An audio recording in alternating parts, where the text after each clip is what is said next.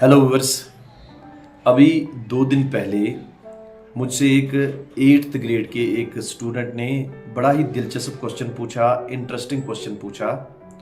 और उनका कहना था कि जब मैं क्लासरूम में होता हूँ तो मेरा फोकस जो है वो बार बार भटकता है। मैं ज़्यादा अटेंशन नहीं बनाए रखता हूँ पढ़ाई पर, कंटेंट पर और टीचर पर। तो उनका कहना था कि इसको ओवरकम करने के लिए क्या कोई ऐसी टेक्निक है जिसको मैं अप्लाई करके इस इशू को रिजॉल्व कर सकता हूँ। तो मैंने सोचा कि जो बातें मैंने उस स्टूडेंट के साथ बाद में शेयर की, मैं उन बातों को अपने व्यूअर्स के साथ भी शेयर कर लेता हूँ, क्योंकि अक्सर स्टूडेंट्स का ये क्वेश्चन होता है। शायद अक्सर स्टूडेंट इस प्रॉब्लम को फेस करते हैं, इस इशू को फेस करते हैं। और जो स्टूडेंट इस बारे में अवेयर हो जाता है कि ये मेरा इशू है, ये मेरा चैलेंज है, और उस पर बाद में काम करना शुरू कर देता है, तो वो इजीली इसको ओवरकम कर लेता है। और जो स्टूडेंट इसको प्रॉब्लम को आइडेंटिफाई नहीं करते हैं, इसकी अवेयरनेस उनमें डेवलप नहीं होती है, तो उनको इस इशू पर काम करना उनके लिए डिफ़िकल्ट होता है और ये प्रॉब्लम उनके साथ फिर हमेशा रहती है। तो सबसे इम्पॉर्टेंट बात है वो अवेयरनेस है कि अगर बच्चे को ये अवेयरनेस हो गई, ये रियलाइजेशन उसको हो गई कि उसका इशू है, उसकी प्रॉब्लम है, तो वो इस पर दूसरा स्टेप उठा सकता है और दूसरा स्टेप इस पर काम करना है। देखिए, क्लासरूम में या क्लासरूम से बाहर भी अटेंशन और फोकस को बनाए रखना बहुत ही इंपॉर्टेंट है। कुछ बातें ऐसी हैं जो क्लासरूम से बाहर उनका ताल्लुक है, वो क्लासरूम से पहले हमें उन बातों पर काम करना है ताकि क्लासरूम में हमारा फोकस और अटेंशन बना रहे। और उनमें से इम्पॉर्टेंट ये है कि हमें एक पॉजिटिव बिलीफ के साथ क्लासरूम में एंटर होना है।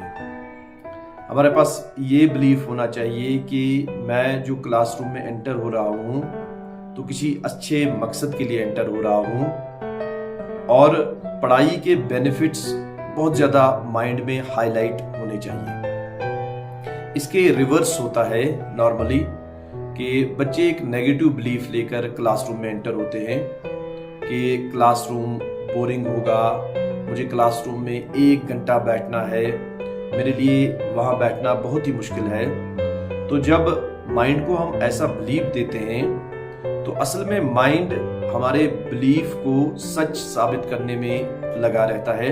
उसका काम ही ये है कि वो हमारे बिलीफ्स को सच साबित करे। तो अगर कोई बच्चा नेगेटिव बिलीफ्स लेकर एंटर होता है क्लासरूम में, तो माइंड ने तो इस पर काम करना ही करना है, तो वो और भी ज़्यादा इस काम को बोरिंग बनाएगा और बच्चे का अटेंशन और उसका फोकस वो ज़रूर भटकेगा, क्योंकि हमने माइंड को वैसा बिलीव दिया हुआ है। तो सबसे पहले हमें अपने बिलीव्स को चेक करना है कि पढ़ाई को लेकर क्लासरूम में बैठने को हमने कौन सा बिलीव दिया हुआ है। तो अगर नेगेटिव बिलीफ है तो उसको पॉजिटिव बिलीफ से रिप्लेस करना बहुत ज़रूरी है। और दूसरी इंपॉर्टेंट बात जो है वो क्लासरूम से पहले जिस पर हमें काम करना है वो सेल्फ टॉक है। अगर हम खुद से ये बातें करते हैं कि पढ़ाई मेरे लिए मुश्किल है, बोरिंग है, वहाँ मेरा टाइम नहीं कटेगा, मुझे बहुत सी डिफिकल्टी का सामना करना पड़ेगा, तो ये सेल्फ टॉक भी हमारा माइंड इसको सच साबित करने में लग जाएगा। इसको सच साबित करना, वो इसको प्रूव करना शुरू कर देगा। तो हमें, अगर हम नेगेटिव सेल्फ टॉक कर रहे हैं तो उसको पॉजिटिव सेल्फ टॉक से रिप्लेस करना है। हमें खुद को ये बताना है कि मैं क्लासरूम में लर्निंग के लिए एंटर हो रहा हूँ और लर्निंग मेरी पर्सनैलिटी को डेवलप करने वाली है, मेरी लाइफ को बेटर बनाने वाली है। तो ये सेल्फ टॉक हमें बार बार दोहरानी है क्लासरूम से बाहर। तो इससे जब हम क्लासरूम में जाएंगे तो इस पॉजिटिव सेल्फ टॉक का जरूर एक पॉजिटिव इम्पैक्ट होगा। तो ये दूसरी बात है। और भी कुछ ऐसी बातें हैं जो क्लासरूम से बाहर जिनका ताल्लुक है, जैसे क्या हमने प्रॉपर नींद ली हुई है जब हम क्लासरूम में एंटर हो रहे हैं। अगर हमारी नींद प्रॉपर नहीं है तो हम डिस्ट्रैक्टेड रहेंगे क्लासरूम में, और अगर हमने प्रॉपर नींद ली हुई है तो हमारा फोकस ज़्यादा बना रहेगा क्लासरूम में। इसी तरह से क्या हम प्रॉपरली हाइड्रेटेड हैं? अगर हम डिहाइड्रेटेड होंगे तो इसका भी नेगेटिव इम्पैक्ट पड़ेगा हमारे फोकस और अटेंशन पर। इसी तरह से हम क्या प्रॉपर खुराक ले रहे हैं, और क्या हमारी न्यूट्रिशन ऐसी है, प्रॉपर है, जो कि हमें फिट और हेल्दी रख रही है, और हमारे फोकस को भी उसका ज़रूर उस पर इम्पैक्ट होगा। और एक बात है कि क्या हम फिजिकल एक्टिविटीज़ में इन्वॉल्व हो रहे हैं, क्या हम रेगुलरली फिजिकल एक्टिविटीज़ करके अपने आप को स्ट्रांग बना रहे हैं, अपनी बॉडी को स्ट्रांग बना रहे हैं किसी भी काम को, किसी भी चैलेंज को फेस करने के लिए। तो ये क्लासरूम से बाहर कुछ चीज़ें हैं जिनका हमें ध्यान देना होगा। और जब हम एक्चुअल क्लासरूम में एंटर होते हैं तो उस वक्त हमें जिन चीज़ों का ध्यान देना होगा वो ये है कि हमारी बैठने की जगह क्या प्रॉपर है, क्या हम उस जगह बैठ रहे हैं जहां हम व्हाइट बोर्ड को, मार्कर बोर्ड को प्रॉपरली देख पा रहे हैं, टीचर को प्रॉपरली हम देख पा रहे हैं, उसकी बॉडी लैंग्वेज को हम ऑब्जर्व कर रहे हैं। अगर हम क्लास में बहुत ज़्यादा पीछे बैठ रहे हैं और हम डिस्ट्रैक्शन का शिकार हो रहे हैं बार बार, तो ये उस चीज़ में और भी ऐड करेगी, हमारी डिस्ट्रैक्शन और ज़्यादा होने के चांसेस हैं। तो हमें अपनी बैठने की जगह को आइडेंटिफाई करना होगा कि अगर हम इस चीज़ का शिकार हो रहे हैं तो हमें ज़्यादा ऐसी जगह पर बैठने की कोशिश करनी है जहाँ से हम प्रॉपरली सारी चीज़ें अच्छे से देख पाएं। और एक इम्पॉर्टेंट चीज़ इसी के साथ कि क्या हम टीचर के साथ आई कांटेक्ट मेंटेन कर रहे हैं। जितना हम ज़्यादा टीचर के साथ आई कांटेक्ट मेंटेन कर रहे हैं उतना ज़्यादा चांसेस हैं कि हमारा फोकस और अटेंशन बना रहेगा।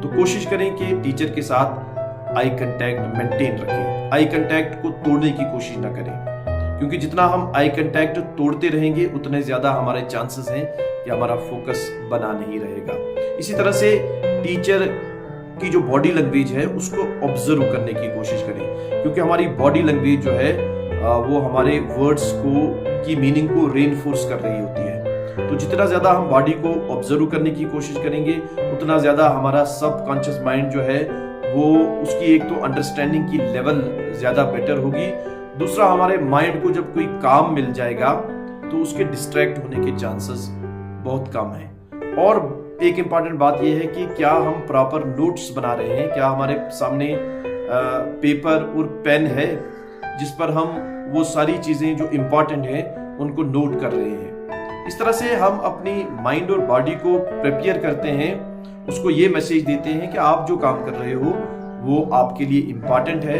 जब माइंड को ये पता चल जाता है कि ये काम मेरे लिए इम्पॉर्टेंट है तो माइंड उस काम के को लेकर फोकस बनाए रखता है। इसी तरह से आप क्लासरूम में शांत होकर बैठें, बॉडीली जो मूवमेंट्स हैं उनको कम से कम करने की कोशिश करें, जब ज़रूरत पड़े अपनी बॉडी को मूव करें, नहीं तो अपनी बॉडी को काम रखें, शांत रखें, और अपनी बॉडी की जो मूवमेंट्स हैं उनको कंट्रोल करके रखें, क्योंकि जब हम बॉडी मूवमेंट्स में इन्वॉल्व हो जाते हैं तो हमारा फोकस और अटेंशन उस काम से हट जाता है जिस काम पर होना चाहिए। और इसी तरह से हम टीचर के साथ उस कंटेंट के रिलेटेड जितनी ज़्यादा इंटरेक्शन करते रहेंगे उतना ज़्यादा हम उस क्लासरूम में रहेंगे, उतना ज़्यादा हम फोकस्ड रहेंगे।